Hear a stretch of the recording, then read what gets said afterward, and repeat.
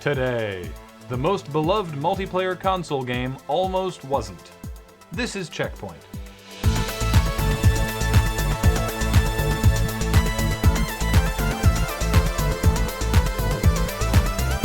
Welcome to Checkpoint, where we did not spend last week at Gamescom or GDC Europe in Cologne, Germany.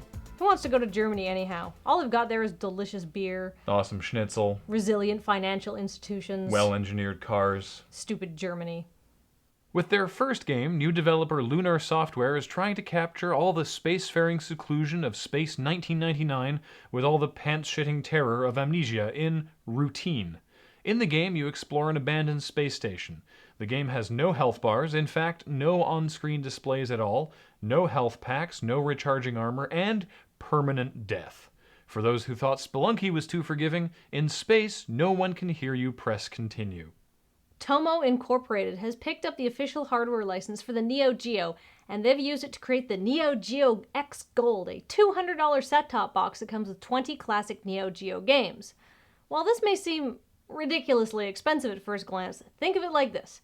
When the Neo Geo was first released in 1990, it cost $649.99, and the games cost as much as $200 each. Accounting for inflation, in today's dollars, the console cost over $1,000, and the games were $330.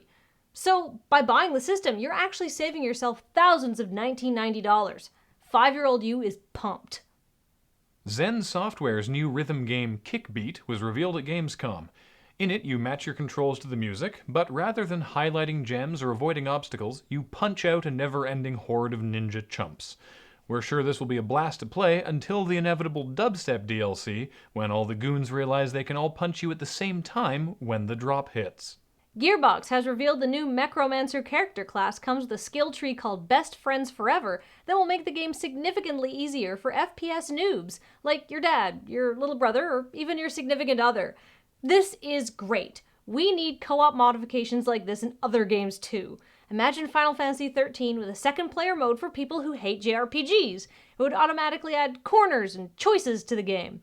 Or a Battlefield co-op mode that made the game 60% less douchey. The second player's bullets would automatically hit players who talked about getting into sexual relations with your close female relatives.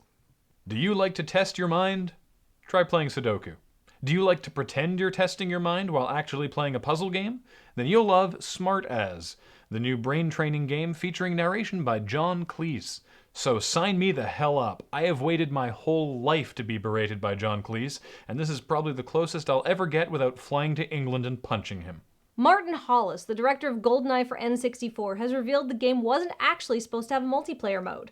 It turns out the team literally slapped together the PvP mode in a month, working without the knowledge of their bosses or Nintendo, who were already annoyed because the game was behind schedule. It's actually surprising that Hollis can even look back on the game without exploding into a ball of white-hot rage, knowing that after spending 3 years slaving over the single campaign, all anyone remembers about the game at all is that Oddjob was super OP in multiplayer. I have a challenge for anyone who still has GoldenEye around. Go get your N64, plug it in, put in GoldenEye, turn on multiplayer, and activate turbo mode, and then marvel at how you were ever able to play that game. It's like 10 goddamn frames a second.